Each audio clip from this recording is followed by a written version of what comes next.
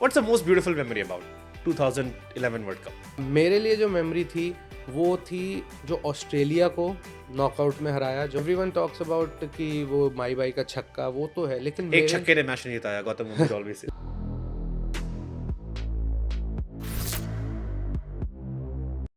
What's the most beautiful memory about 2011 World Cup?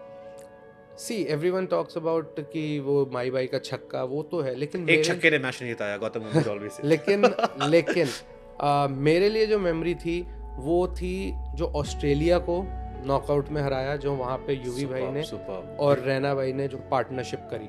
Because Australia एक ऐसी team है, वो नॉकआउट में आते ही कुछ अलग क्रिकेट खेलने लगती है, और वहाँ पे उस टाइम की उस टीम को जो नॉकआउट में हराना, that was phenomenal. I remember ब्रिटली को चोट लग गई थी. एग्जैक्टली And वो फिर फिर भी उन्होंने bowling उन्होंने की थी. बॉल डाला. तो मेरे लिए वो एक मैच बहुत इंपॉर्टेंट गेम था, और जिस तरीके से वो प्रेशर गेम सिचुएशन में यूवी भाई ने और रैना भाई ने बैटिंग करी, क्योंकि लोग बहुत ज़्यादा वो 30-35 रनों की बात नहीं करते, पर वो 30-35 रन उतने इंपॉर्टेंट थे जितने 100 इंपॉर्टेंट होता है. इंडिया का सबसे बड़ा क्रिकेटर आपकी नजर में कौन है? देखिए, you can't name one because there are so many legends here, but for me Sachin paaji is always at the top.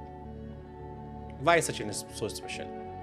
Because the way he batted throughout his career. और अभी चलिए, अभी आपके पास रोहित शर्मा हैं, विराट कोहली हैं, उसके बाद शुभमन हैं, उससे पहले और भी प्लेयर्स थे, यूवी भाई थे, लेकिन जब सचिन बाजी खेलते तो वो अकेले ही टीम लेके चलते थे, और जैसी जैसी कंडीशंस में उन्होंने बैटिंग करी है. और जैसे बॉलर्स आप देखिए, उन्होंने जो, आप साउथ अफ्रीका चले जाइए, difficult wickets, Allan Donald, Shaun Pollock, फिर मखाया एंटनी, फिर डेल स्टेन भी आए, और फिर आप पाकिस्तान आ जाइए, वसीम भाई, वकार भाई, फिर शोएब अख्तर, चलिए शामी तो फिर भी बहुत बाद में, आकिब जावेद, सकलेन मुश्ताक. मैंने एक बार सचिन पाजी से पूछा था, तो उन्होंने मैंने कहा, आप as a spinner, if I ask you most difficult spinner you ever face, he said Saqlain Mushtaq. तो क्वालिटी जो बॉलर्स थे, वो उसके बाद जैसी पिचेस रहती थी, अभी पिचेस थोड़ी अलग हो गई हैं, थोड़ा बैटर के लिए फेवरेबल हो गई हैं, पर पहले ऐसा नहीं होता था.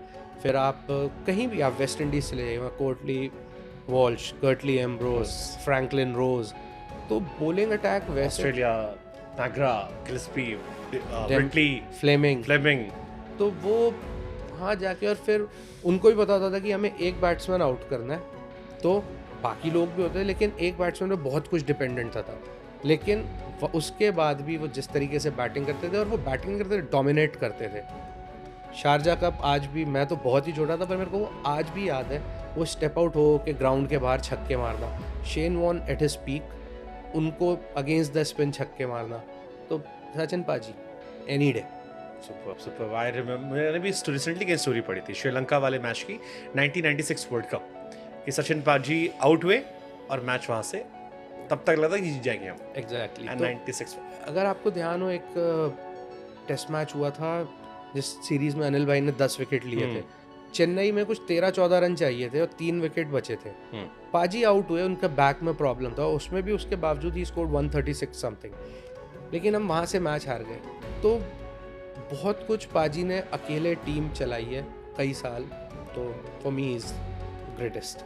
सुपर. आपकी जनरेशन में, आपके हिसाब से, जो आपने, जो नई पीढ़ी वाली आपकी, लाइक सचिन, सौरव हटाते, युवराज, सहवाग, ये जनरेशन जो आई थी, वहाँ से लेकर अब तक, रोहित, विराट तक. देखिए, फॉर मी यूवी भाई one of the best white ball cricketer, because जिस नंबर पे वो बैटिंग करते थे आके, that is one of the most difficult number two bat. और वहाँ आके ऐसे बैटिंग करना और मैच जिताना, तो यूवी भाई, आई rate him at the top.